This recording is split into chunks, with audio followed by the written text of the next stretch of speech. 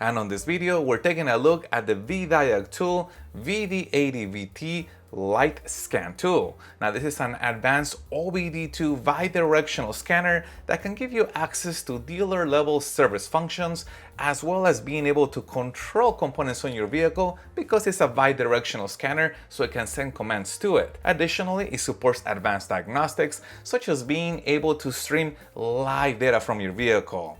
And on this video, I'm gonna show you its features as well as show you the vehicle coverage list. That way you can see if your vehicle is gonna be supported by this scan tool. And I have placed a link in the description down below to this system if you wanna look at it further or acquire one for yourself. And the scanner comes in on this heavy duty case, always good for storage. We got the tablet and then we got accessories. Let's start with the scanner. And let's start at the front. This features an 8-inch touchscreen and the body of the scanner is hard plastic. However, on each one of the ends there is a soft material which should help with drop protection and also to give you a good grip on it. Power button is located at the top and it is also backlit. And on this side you have a dust cover which reveals a USB-C port. Moving over to the back, we get a camera with integrated flash and also there is a built-in kickstand. This is metal and it allows you to position the scanner at a 45-degree angle. And this is a wireless scanner, so here is what that wireless VCI dongle looks like.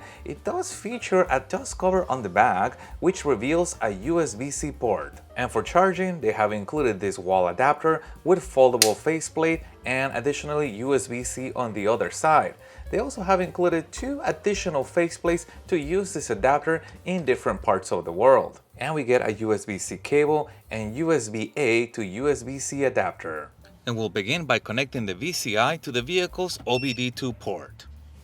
And we'll begin with the AutoVin function, which is accessed with the auto scan icon. And this function is used to detect the vehicle automatically using the VIN number.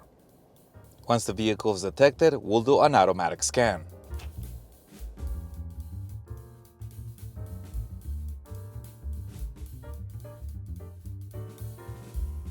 And here are the results of the test. There are 5 systems with issue, 1 in the navigation system, then another one in power source control, then others issues found on their smart key, additionally in combination meter and also in the TPMS system. Now the rest of the systems that have a green check mark, and this vehicle has quite a bit of systems, all of them pass without no issues. Now at this point I could clear all the error codes using the clear all DTC function, but I'm not gonna do that since they have not been fixed, or I can see a list of all the issues summarized in a single screen. Also notice that the vehicle's battery voltage is shown right here on this corner. Well, let's go inside of one of the systems by tapping the diagnostic icon. Then I hit OK on there. And if I tap read DTC, it's going to show me the issue that was found. Now, if I'm not familiar with the issue, I can tap on this search icon and the scanner is basically going to go on the internet and try to search for an answer of what that issue is and hopefully see if anybody else has found the solution for that. Now, if I wanted to delete only a few of the codes, not all of them, I could tap that system, go inside of there, and then I will use the clear DTC function. But let's go inside of another system. We're gonna go inside of TPMS, and we're gonna take a look at special function. And as you can see for TPMS, we get the following special functions. Now, the different special functions are gonna vary depending on the module that's being accessed. Let's go take a look inside of engine. And as you can see in here, there are going to be a different list of special functions. And this is what's available for the ECM. And there's also actuation test. And that is because, again, this scanner is a bidirectional control unit. So it allows us to manually activate different things on the vehicle. Some are going to allow you more control than others. Let's take a look at live data. And as you can see, there are quite a bit of parameters we can look at, 313 parameters for this particular vehicle. I'm gonna go ahead and select a few and we'll take a look at those. And I have selected 8 different parameters and I'm gonna go ahead and tap the record icon and we are now recording 8 different parameters, which can be helpful for later review. Additionally, you are able to change how these parameters are displayed. Let's look at engine speed. I'm gonna give it some gas on here. You can see that there's just numbers, but I could change that to a column, and then you can see that all of them are doing a column type of deal. And let's take a look at engine speed. And I can also change that to a graph. and then you have each one individually graphing. And let's take a look at engine speed again.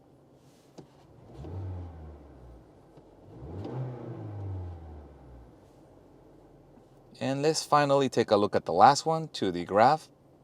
Now this one's convenient because it's actually combining the 8 different parameters we have selected into a single graph. Each parameter has been color coded. The name of the parameter is right here. And again, I'll give it some gas.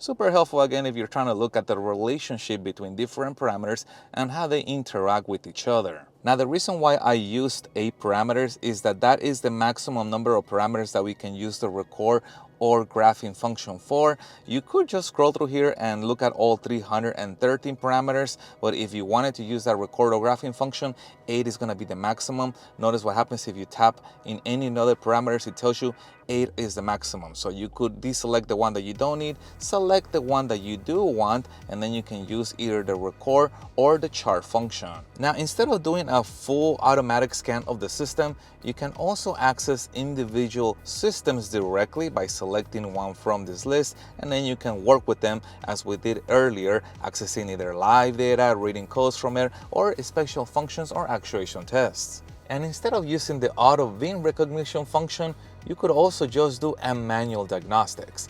Now here you would just select the vehicle make that you're working with, and then you can do diagnostics. Now this is a good opportunity for me to show you the vehicle makes that are supported by the scanner. This is for Australia, and we'll take a look at the next tab, which is this one.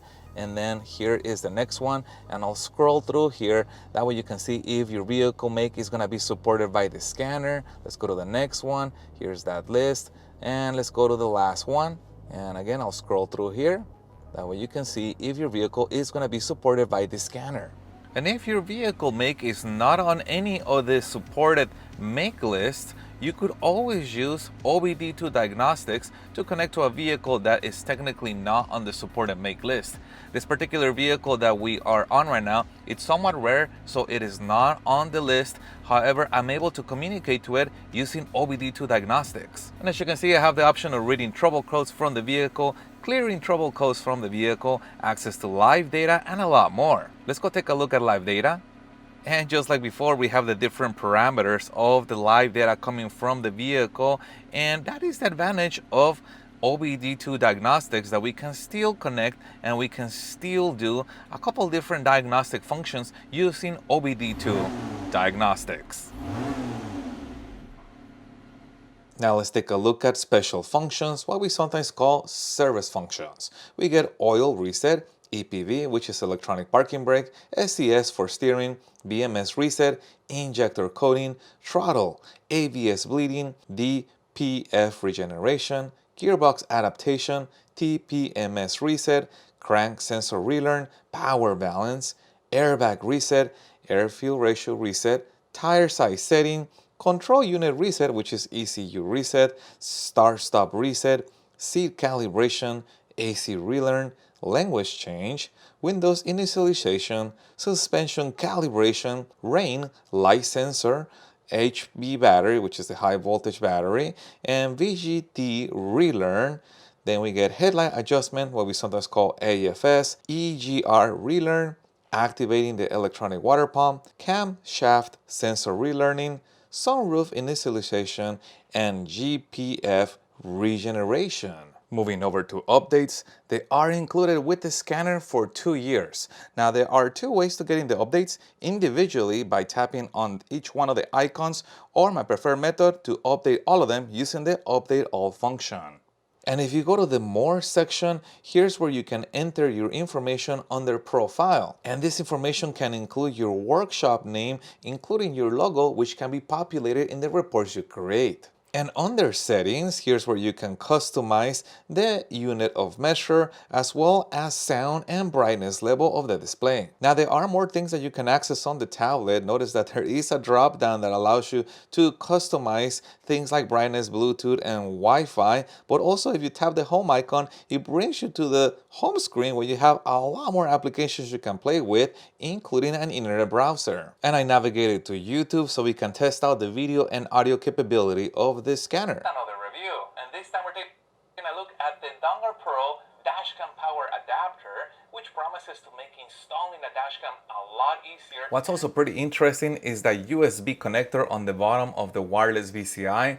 It is not that common to see connectors on a wireless VCI. Usually all communication is done wirelessly to them. However, with a connector like this, now you can potentially connect physically to the VCI if you're having trouble connecting to it wirelessly. Unfortunately, I was also hoping that being able to connect the VCI with a cable directly to the scanner would also mean that not only you get that connection to the scanner, but also be able to charge the scanner right off the vehicle's power. And that, I think, would have been very beneficial, because that is one big advantage of scanners that are not wireless. Basically, if I forget to charge my tablet, I can still connect to the car and use my scanner, because the scanner is gonna pull power from the vehicle via that physical cable. So I'm hoping a future update to this wireless VCI will allow not only a physical connection as far as data to the scanner, but also to be able to deliver power from the VCI to the scan tool